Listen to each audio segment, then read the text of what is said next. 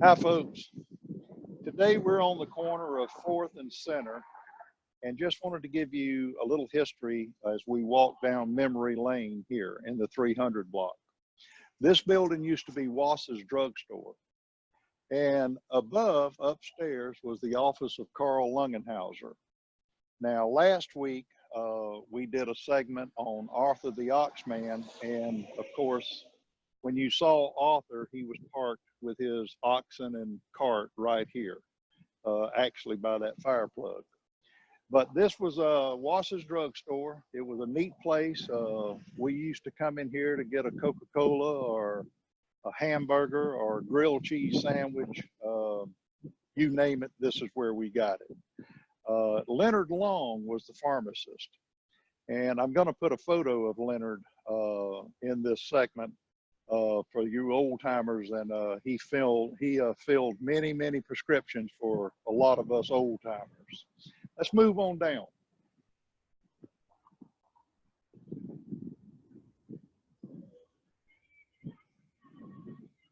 This was Thelmas Hat Shop, and everybody knew Thelma. Thelma, her last name was Rue. Thelma Rue, R-O-U-X. And in fact, when Dale and I got married in 1967, Thelma was still in business. And we would come, I remember coming down here with Dale into Thelma's Hat Shop. There's this is October, Halloween's coming up. There's a great ghost story that goes with Thelma's Hat Shop. Thelma had either a brother or a husband. Never have figured out or found out which. And his name was George Rue. And probably back in the early 40s, George and two of his friends went hog hunting. And they went out into the Fort Clinch property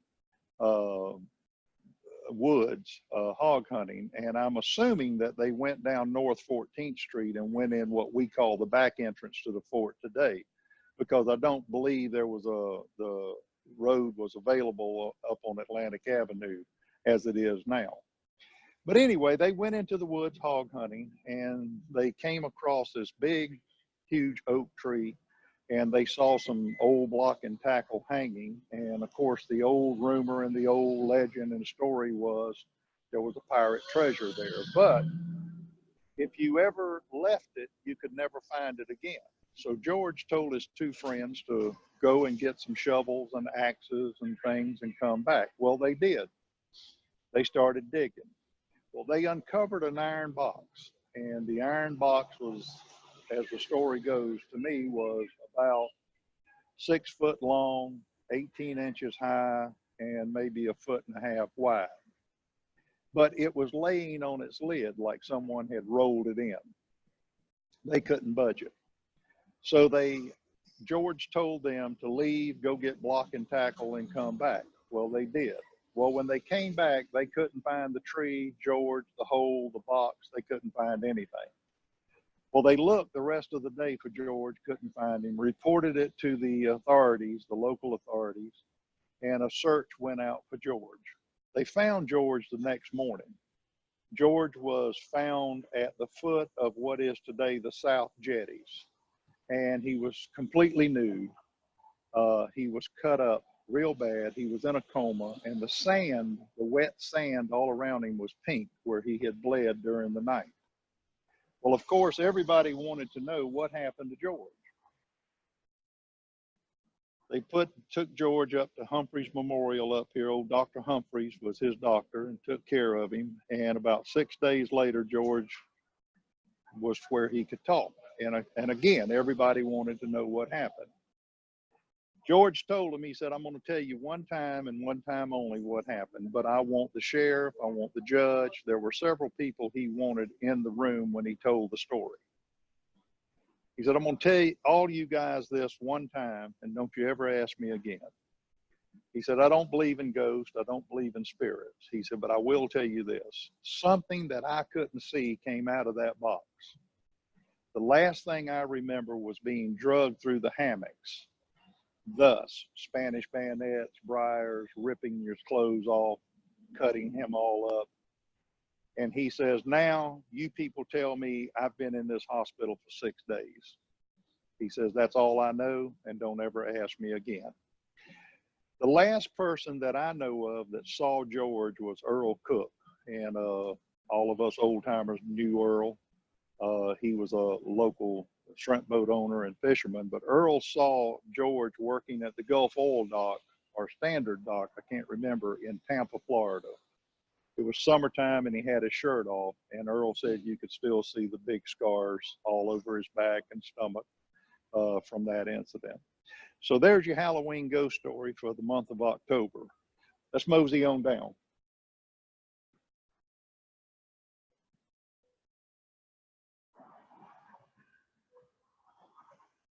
Parton Shoe Store. Eldridge Parton ran this shoe store and clothing store. I don't know, as long as I can remember, it was Mr. Parton. Great fella. You could go in there and get a shirt, pair of pants, shoes, whatever you needed. And but the one thing about Mr. Parton that I always remember was he walked to work every day, and he walked to and from work every day. And just a great gentleman.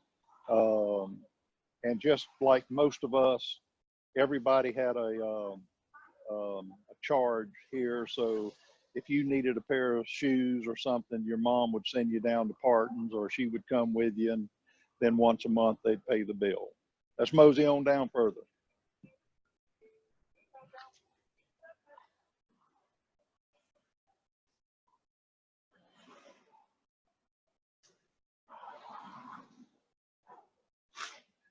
Now, all of this along in here was actually AAS Alans, and AAS Alans was a clothing, actually dry goods store. On one side, there was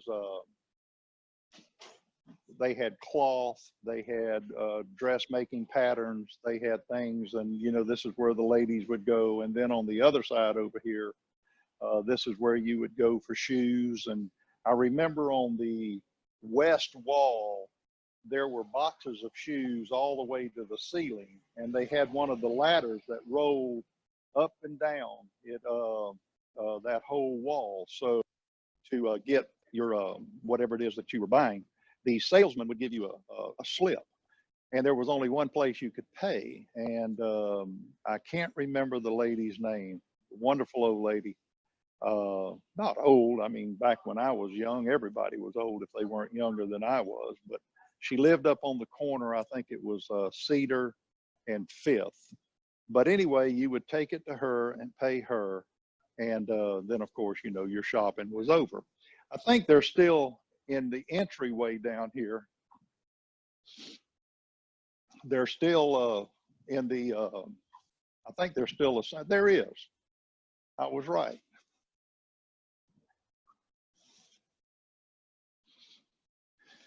Here we go. AAS Allen store. It's Allen's Way. And I'm glad they saved that. That's really from the old days.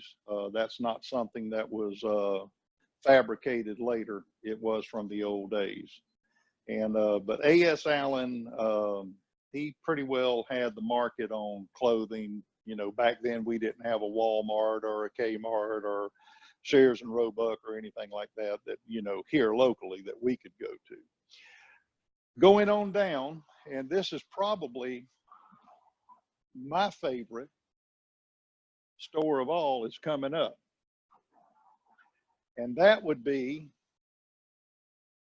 Lockwoods Drugstore. This was the place.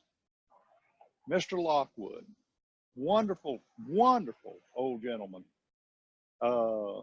And I remember even as late as 1967, when Dale and I got married, in 1965, when we were dating, we would come to Lockwoods. And when you walked in, over on the left, he had a fountain. And if you wanted a cherry Coke or a vanilla Coke or whatever it was that you wanted, he made it right there with the carbonated water and the syrup. And oh, it was great. And then, of course, he filled prescriptions back in the back. But Lockwoods drugstore, that was the place to be. But anyway, we've covered the 300 block on the north side of Center Street, and our next venture will be the 200 block of Center Street, and that'll be another segment. So look here, folks, hope you've enjoyed it. I hope it has sparked memories for those of you that grew up here. And I hope for you newcomers, when you see this, you've learned a little bit about this. Take care. God bless. See you in the next section.